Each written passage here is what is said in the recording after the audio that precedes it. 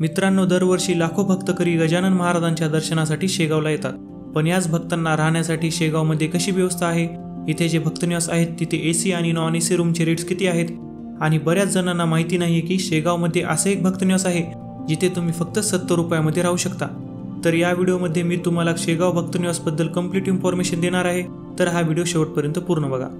जय शिवराय मित्रांनो, मी प्रतीक कदम। आजच्या या व्हिडिओमध्ये तुमच्या सर्वांचे स्वागत आहे। मित्रांनो, शेगावमध्ये सर्व भक्तांना राहण्यासाठी 3 भक्तनिवास आहेत, त्यापैकीच हे एक आनंद विहार भक्तनिवास आहे, जे की महाराजांच्या मुख्य मंदिरापासून फक्त 2 किलोमीटरच्या अंतरावर आहे।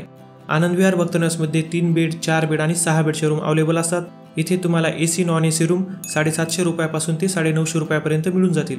आता या भक्तनिवासमधली एक 6 बेडची रूम मी तुम्हाला दाखवतो।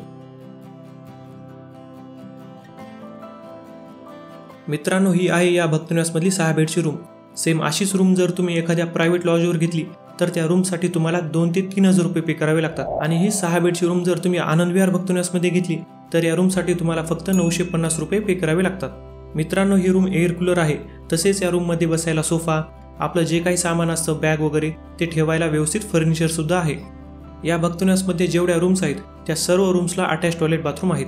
काही रूम्सला वेस्टर्न टॉयलेट आहेत। जर तुम्हाला वेस्टर्न टॉयलेट यूज करायला काही प्रॉब्लेम होत असेल तर काळजी करू नका, कारण या भक्तनिवासमध्ये जिथे कार पार्किंग आहे तिथेच इंडियन टॉयलेट आहेत, ते तुम्ही यूज करू शकता। मित्रांनो, या भक्तनिवासमध्ये ऑनलाईन रूम बुक करता येत नाही, तुम्हाला प्रत्यक्ष इथे येऊनच रूम बुक करावी लागेल, आणि या भक्तनिवासमध्ये फक्त फॅमिलीसाठीच रूम दिल्या जातात। या भक्तनिवासबद्दल जर तुम्हाला अजून काही माहिती पाहिजे असेल तर या नंबरवर तुम्ही कॉल करून चौकशी करू शकता। मित्रांनो, आता आपण आलेलो आहोत विसावा भक्तनिवासमध्ये, जे की आनंद विहार भक्तनिवासपासून फक्त 2 मिनिटाच्या अंतरावर आहे।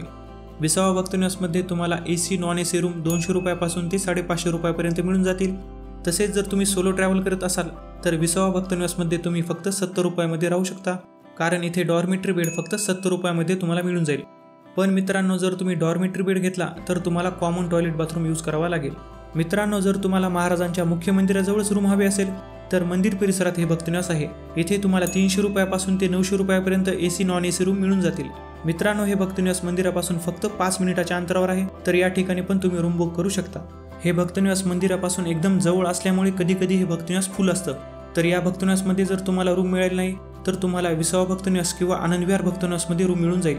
शेगावमध्ये जे 3 भक्तनिवास आहेत त्या 3 भक्तनिवासच्या रूमचे हे रेट्स आहेत, तर व्हिडिओ पॉज करून तुम्ही हे एकदा व्यवस्थित बघून घ्या। मित्रांनो, इथे आल्यावर तुम्हाला या 3 भक्तनिवासपैकी एका भक्तनिवासमध्ये रूम तर मिळूनच जाईल, पण इथे आल्यावर महाराजांच्या दर्शनानंतर इथे अशी काही ठिकाणं आहेत जिथे 90% लोक जातच नाहीत, तर ती कोणती ठिकाणं आहेत आणि तुम्हाला तिथं कसं जाता येईल याची संपूर्ण माहिती मी या व्हिडिओमध्ये सांगितलेली आहे, तर हा व्हिडिओ शेवटपर्यंत पूर्ण बघा। चला तर मग भेटूया त्याच व्हिडिओमध्ये।